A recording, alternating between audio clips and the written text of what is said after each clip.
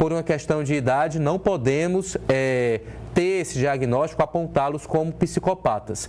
Mas eu queria que você explicasse para a gente, em termos, claro, científicos de pesquisa, como nasce um psicopata. É uma questão que já vem realmente, não sei, do DNA, a pessoa nasce psicopata ou ela se torna psicopata a partir de todas as suas influências, a partir, não sei, de traumas, enfim, da sua história de vida. Antes, vou só aproveitar para me despedir aqui de quem acompanha a gente pela TV O Povo, canal 48.2.1, na verdade, ponto 2, 48.2, exatamente. Muito obrigado pela sua companhia. A gente volta amanhã cedinho a partir das 8 horas. Até lá.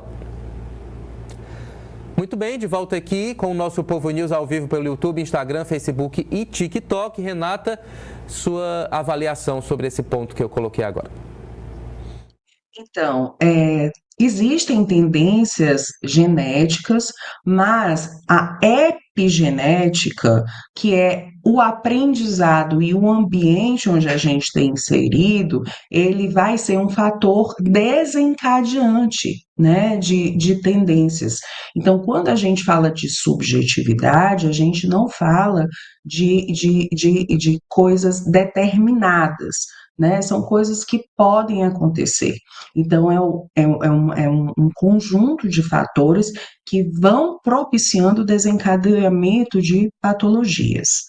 Então, a gente pode considerar aí que ele poderia sim ter fatores genéticos, mas também as influências do ambiente que ele convivia, a relação com os pais, de onde eu não tenho informações suficientes, como era que se estabelecia essa dinâmica. O que eu pude obter informações é que ele era uma criança inteligente, uma criança que cumpria ali os pré-requisitos exigidos pelos pais, mas que não tinha uma convivência social, né? É isso, de estar ilhado, submerso num mundo à parte, numa bolha, né, onde os pais eles não penetram, né? Então a gente está falando de isolamento, a gente está falando de solidão e a gente está falando de adquirir conteúdos, né, sensíveis, violentos, onde não existe uma maturidade. E aí como é que esse jovem imaturo vai processar essas informações, entendendo que aí se destaca uma paixão, né? Uma paixão onde a menina de 15 anos, ela queria que este menino de então 14 anos provasse ser um homem, né, através de uma conduta violenta, né?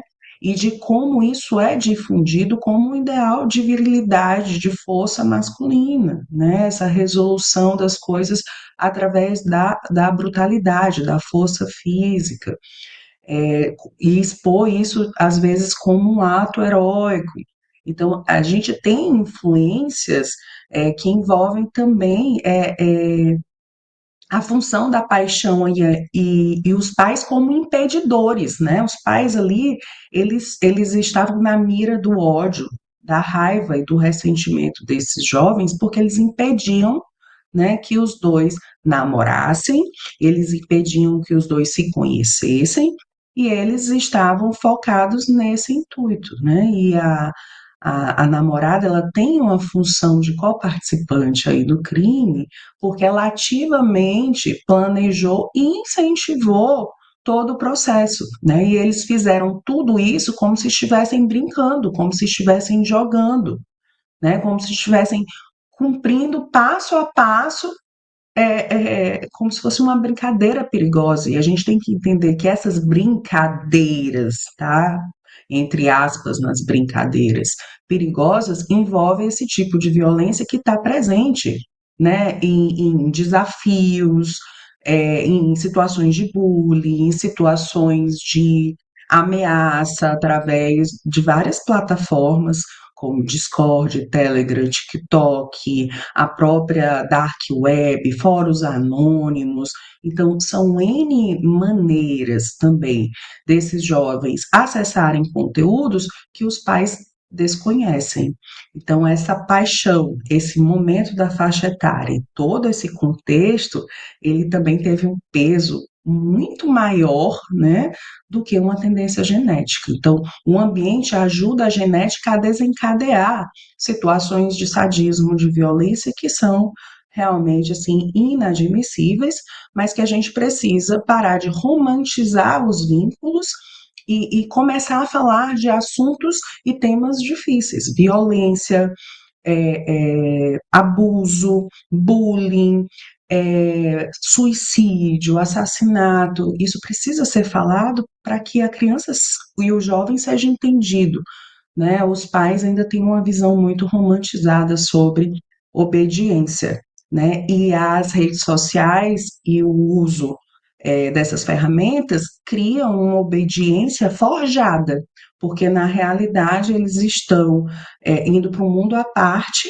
para planejar aí um ódio, né, aos pais que não pode ser expressado, porque o amor ele não é único, né? Quando eu tenho a minha relação com a minha mãe, tenho momentos, ou com o meu pai, momentos de raiva, de chateação, de eu te odeio, e a gente fala, se isola, depois volta, pede desculpa, fala sobre o assunto, né? Existia espaço para isso, né? Para eu falar sobre o meu ódio, né? Sobre a minha raiva, sobre a minha frustração, como é que eu lido com os limites, com o não, né? Como é que a gente coloca isso para os nossos filhos?